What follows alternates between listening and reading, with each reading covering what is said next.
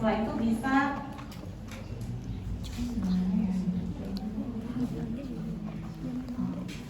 bisa tahu apa bagian organ dan struktur dari organ auris, pembuluh darahnya serta persarafannya. Jadi lebih sedikit organ auris ini ketimbang organ okuli tadi, ya, organ okulus tadi.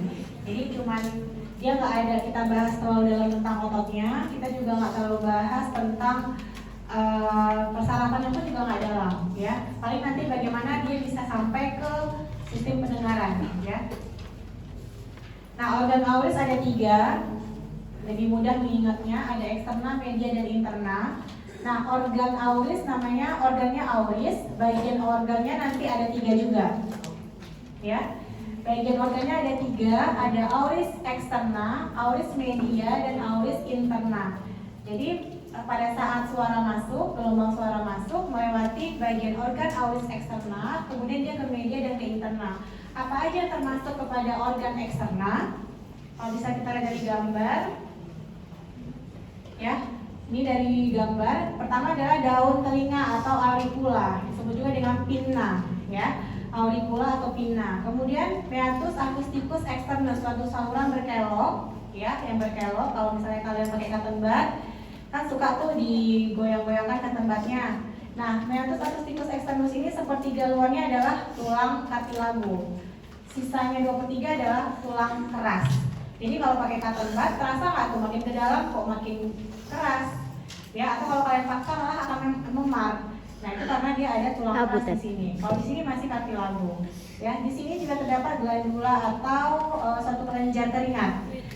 Ada juga kelenjar seminosa atau glandula seminosa. Jadi ada penghasil serumen di sini. Jadi nanti kalau KKD kita periksa nih meatus acousticus externusnya. Ada nggak serumennya? Serumen propnya. Kalau ada, berarti kita harus itu keluarkan. Di sini juga ada bulu. Ada telinga yang berbulu, biasanya laki-laki, ya. Laki perempuan mungkin ada tapi nggak terlalu banyak.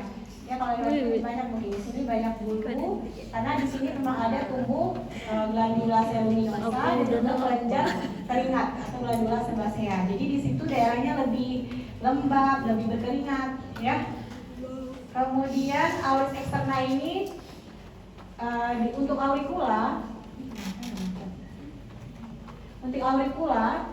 dia terdapat otot ekstrinsik dan intrinsik. Nah, auricula ini dekat dengan wajah, makanya dia masih pakai nervus facialis atau nervus 7. Dia masih pakai nervus 7. Di meatus acousticus externus, ya, dia itu kan saluran berkelok, seperti dalamnya adalah cartilago dan dalamnya tulang. Ini juga masih pakai nervus 7 atau nervus facialis, karena masih berkontak dengan dunia luar. Ini kalau di praktikum kalian harus tahu. Kalau untuk perkuliahan saya rasa nggak terlalu, ya, karena dia lebih ke struktur-struktur yang detail. Kalau kuliah kita lebih ke kasus. Komtin, kenapa panas sekali Komtin? Mana Komtinnya tadi? Memang panas ini? Nggak bisa lebih dingin lagi? Memang settingnya nggak berubah, ya, dari pagi. Oke. Jadi yang paling penting adalah auricula ini atau pinna. Yang dingin itu sikap Kamal pada aku. Tapi perhatikan yang di bagian anting. Jadi kalau ada kalian pakai anting nih yang cewek-cewek, ini ada namanya lobulus auricula. Ini murni jaringan adipos. Jadi dia tidak ada tulang rawan di sini. Murni jaringan adipos atau murni jaringan lemak. Oke. Nah, tadi kita udah bahas untuk auris eksternal, meatus acousticus externusnya ada glandula, ya, rambut lilin. Kemudian persarafannya masih persarafan dari nervus 7, ya. Kemudian aliran limfonya karena dia dekat dengan glandula paratiroidea. Kan kalian belajar aksesoris kan? Glandula paratiroidea dekat dengan auricula. Nah, dia masih pakai nodus limpaticusnya, pembuluh limfonya dari paratiroidea, ya. Jadi karena dia dekat secara lokasi. Untuk auris media, kita masuk ke auris media, bagian organ yang kedua. Terdiri dari strukturnya ada membran timpani, ossiculus auditus atau tulang pendengaran, dan tuba auditiva. Ya, kita mulai pertama adalah membran timpani. Ya, membran timpani yang pertama kita dapat. Jadi suara datang dihantarkan lewat auris eksterna masuk ke auris media, melewati membran timpani digetarkan ke tulang pendengaran. Jadi antara membran timpani dan tulang pendengaran tidak boleh ada putus atau space atau jarak. Jadi dia harus nempel, ya. Nah, ini adalah tuba auditiva. Jadi bagian posteriornya dari auris media ini adalah bersinggungan dengan osteoideum, sedangkan di anteriornya yaitu tuba auditiva berhubungan dengan nasofaring. Ini adalah membran timpani yang pertama kita bahas, ya. Apa yang paling penting di membran timpani? Pertama umbo, ya. Gantungan kecil di sini yang terdapat di ujung dari handle of Maley. Jadi kalau nanti kalian KKD, kalian kan periksa tuh telinga pakai otoskop, ya. Kalian akan dapat namanya cone of light. Jadi bentuk kayak kerucut. Jadi membran timpani ini kalau dia normal dan sehat tanpa peradangan, dia akan bersih kayak pear. Pear itu mutiara. Mengkilat dia, mengkilat putih. Tapi kalau dia misalnya kusam atau buram, berarti ada masalah di membran timpaninya. Apakah infeksi atau memang serum envelope melekat di membran timpani? Pokoknya ada sesuatu di membran timpani. Harusnya dia bentuknya kayak mutiara bersih. Nah, kemudian pada membran timpani ini dia bentuknya kayak drum. Ya, kalau kalian main drum, pernah dia main drum di sini? Ini memang buat kerjanya belajar aja atau kayak mana nih? Memang nggak cocok ada main drum. Gak ada anak di sini? Hah? Main gitar juga enggak? Ya? Nah, kalau kalian main drum, bagian tengahnya itu lebih tegang atau lebih lunak? Bowling ya, lupa. Nah, bagian pinggirnya malah lebih lembut. Jadi kalau ini membran timpani, tegangnya ini lagi disebut dengan Habis main pars biliar tensa. makan nelayan. Tensa, tegang. Bukan main Bagian orang pinggirnya kaya. adalah flaksid. Flaksidnya itu dia lebih Takut. lunak, lebih lemas. Ya, sehingga membran timpani ini bisa kalau kena cahaya terpantulkan suara kayak bentuk kayak mutiara tadi, warna putih. Nggak disuruh main drum juga Gani. Oke, langsung dipraktekkan sama si Gani. Kayaknya dia ahli kan bagian praktek. Oke, pas flaksida dan pas tensa. Apa lagi yang penting di sini?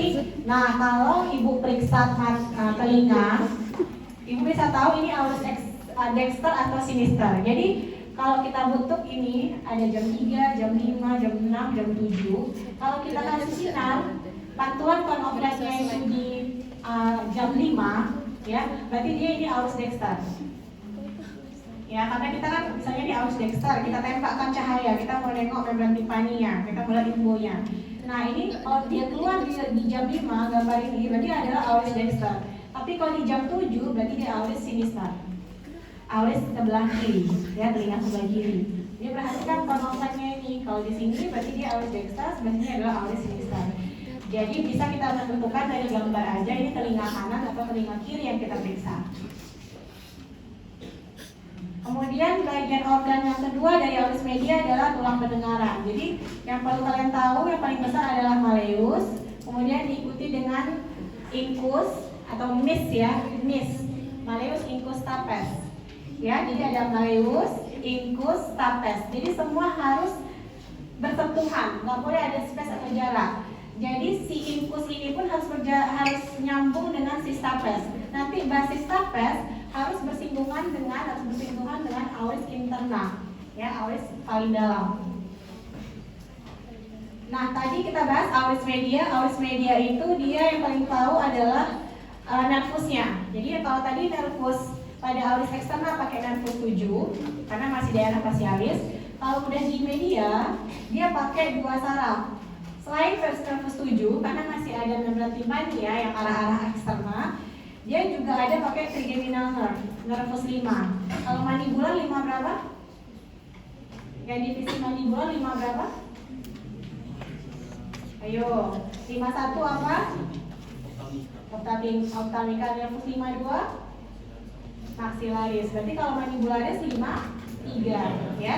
Jadi pada auris media persarafannya adalah nervus 53 dan nervus 7, ya. Jadi sudah masuk ke trigeminal. Kemudian saluran, ya. Jadi dia bagian organ auris media itu ada saluran namanya tuba auditiva. Ya, bentuknya curam, tergantung kalau pada anak-anak lebih dangkal daripada orang dewasa. Jadi ini tuba auditiva nyambungnya ke sini adalah nasofaring. Jadi dia berhubungan dengan kavitas timpani dengan nasofaring.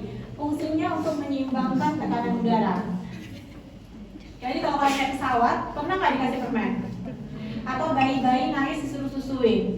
Nah, karena di situ pada saat kita take off atau kita landing, berarti tekanan udara itu kan besar. Ya, di dalam telinga kita besar. Jadi di kavitas timpani itu tekanan udara kita besar.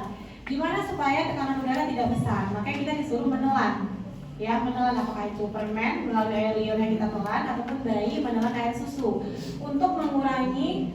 Jadi kalau misalnya di sini udara banyak, kita menelan, karena kan depannya nasofaring kan, otomatis udaranya tersedot ke nasofaring.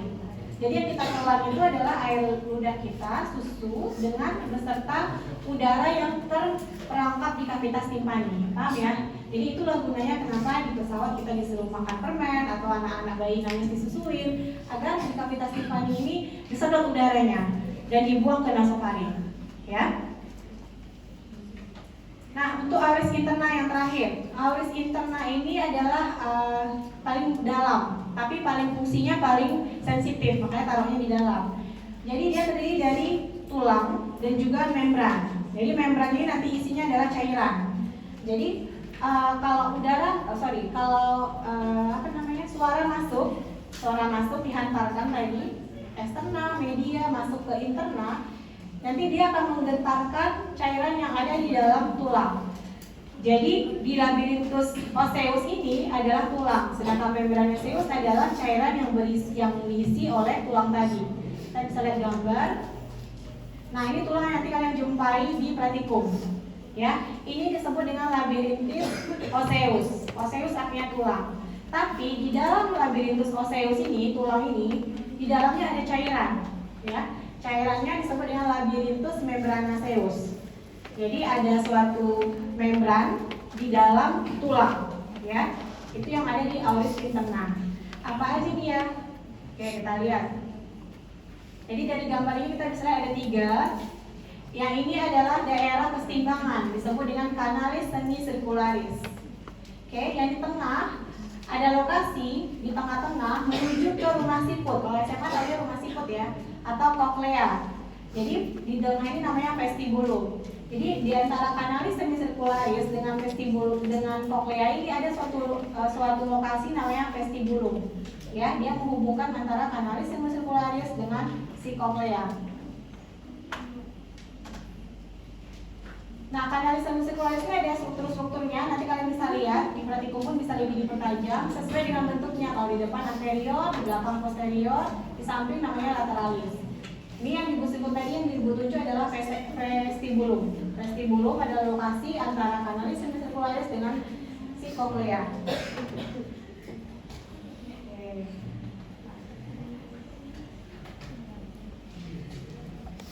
Berikutnya adalah labirinthus membranaceus. Jadi di dalam tulang ada membran. Ingat ya, di dalam tulang ada membran. Di dalam membran ada cairan.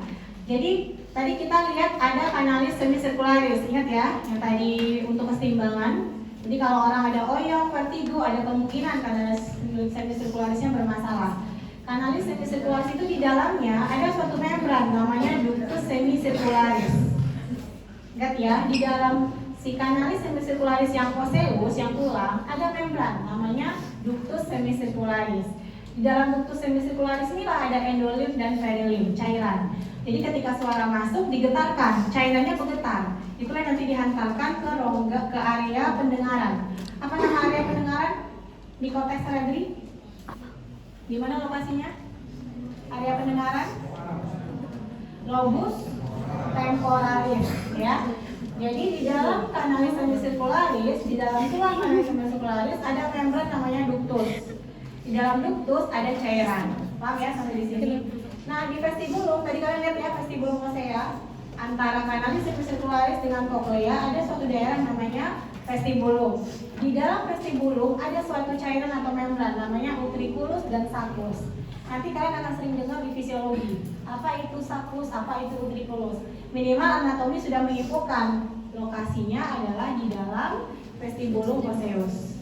Oke, yang ketiga adalah koklea atau rumah siput. Di dalamnya ada membran namanya ductus cochlearis. Di dalam ductus cochlearis juga ada yang namanya endolimfa, cairan, dan dikelilingi oleh perilimfa. Jadi ketiganya ini nanti yang akan digetarkan suara itu. Jadi suaranya masuk, cairan digetarkan, dihantarkan ke pusat pendengaran. Jadi kalau kita Lihat di sini. Ya, utriculus adalah yang terbesar dari dua buah saccus vestibuli. Dia dihubungkan tidak langsung dengan sacculus dan ductus endolimphaticus. Nah, ini kan cerita fisiologinya. Ini kan stapes ya. Ini os stapes. Tadi kan malleus, incus, stapes. Stapes ini basisnya di bagian ini basis masuk ke pintu. Nama pintunya fenestra vestibuli. Oke, namanya fenestra vestibuli. Karena kan dia mau ke arah vestibulum. Dia melewati kanalis semicircularis, kemudian bermuara ke vestibulum. Dia bermuara ke vestibulum di tengah. Kemudian dia masuk lagi, cairan tersebut digetarkan ke arah si koklea, yang nantinya akan dikeluarkan melalui fenestra cochlearis. Baru nanti menuju ke persarapan di basis krani. Ya, jadi kalau lokasi auris interna ini kan di fossa media. Ya, jadi dia lokasinya kan di fossa media. Jadi dari fossa media itu keluarlah meatus acusticus internus. Jadi kan ada meatus acusticus externus di luar. Sedangkan di basis krani ada meatus acusticus internus. Nah, dari internus itulah keluar nervus 8. Ya, jadi tadi kita bahas ini yang stapes ya masuk ke kanalis semicircularis, kemudian supaya dia masuk ke koklea dia lewatin area vestibulum, masuk lagi ke koklea, kemudian keluar lewati fenestra cochlearis ya. Kemudian dia lanjut ke nervus 8. Nervus 8 apa namanya? Nervus vestibulocochlearis. Jadi kenapa nervusnya namanya vestibulocochlearis? Karena dia membawa persarapan dari vestibulum dan juga cochlea, atau nama lainnya nervus acousticus. Bagaimana pembuluh darahnya? Nah, pembuluh darahnya untuk auris eksterna tadi kita udah bahas, ini cabang kecilnya, tapi cabang besarnya adalah arteri facialis. Arteri facialis carotis interna atau eksterna? Eksterna, ya. Jadi kalau daerah wajah itu arteri carotis eksterna. Arteri auris media dan interna itu berasal dari pharyngia ascendens yang berasal dari carotis eksterna. Kemudian juga ada dari arteri meningia media dan juga arteri maxillaris. Jadi arteri media dan interna ini untuk media masih ada yang dari arteri carotis eksterna, tapi kalau dari interna yang untuk auris interna itu lebih ke arteri carotis interna. Karena dia udah masuk ke basis krani. Kan posisi auris interna itu kan udah masuk ke basis krani, kalau di fossa basis krani yang media, makanya dia udah masuk ke arteri carotis interna. Cabang besarnya. Kenapa Najla? Kayaknya ngayal atau gimana Najla? Nampak namarnya. Untuk venanya dia bermuara ke plexus pterygoideus. Jadi venanya juga ikut vena-vena maxillaris nih. Ya, muaranya dari vena facialis juga. Cabang besarnya adalah muaranya ke vena facialis karena daerah wajah. Persarapannya bagaimana? Tadi kita udah bahas, ada nervus facialis untuk auris eksterna. Kemudian ada nervus glossopharyngeus untuk bagian auris media. Tadi kan kita tahu ya tuba auditiva merupakan bagian organ dari auris media. Oke. Nah, dia itu berhubungan dengan nasofaring tadi kan. Makanya ada terlibat nervus glossopharyngeus. Kemudian auris interna, nervusnya adalah vestibulocochlearis.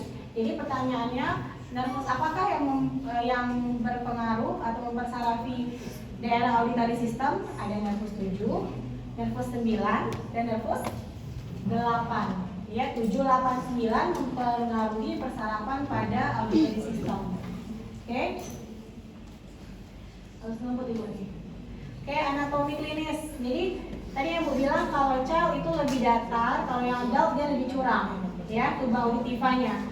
Jadi makanya nanti waktu KKD kalian udah masuk itu dapat pemeriksaan KKD yang untuk telinga.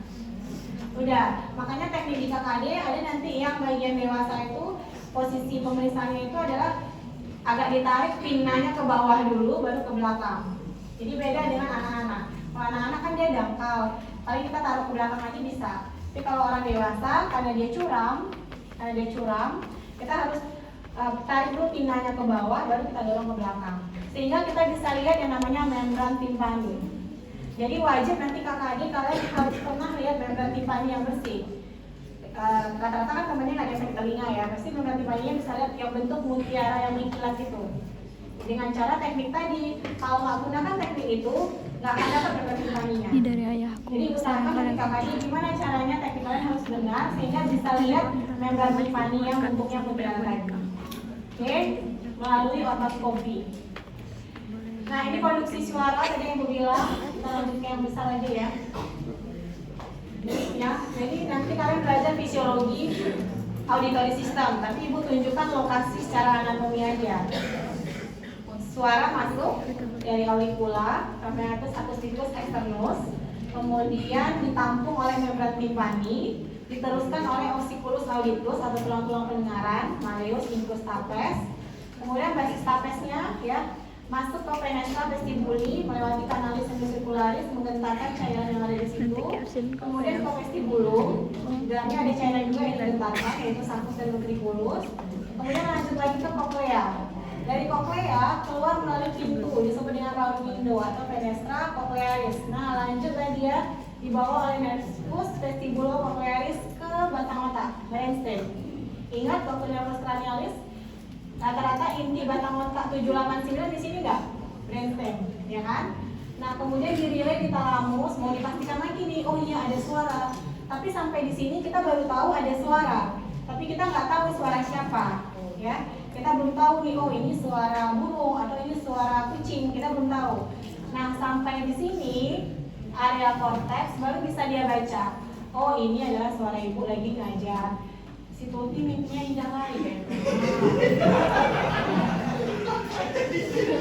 Ya tadi ya. Jadi sampai auditory cortex ini baru kita tahu, oh ini suaranya si Tuti misalnya lagi ngomong ya. Di area mana tadi? Area apa tadi? Nah kan, nah yang kita mana? Area mana Najwa? Area pendengaran di mana? Lobus mana? Lobus temporalis. Itu aja yang diulang sebenarnya, ya kan? Tapi itu pun salah juga. Oke. Nah ini referensi yang kalau kalian rajin kalian buka. Ibu ada kuis.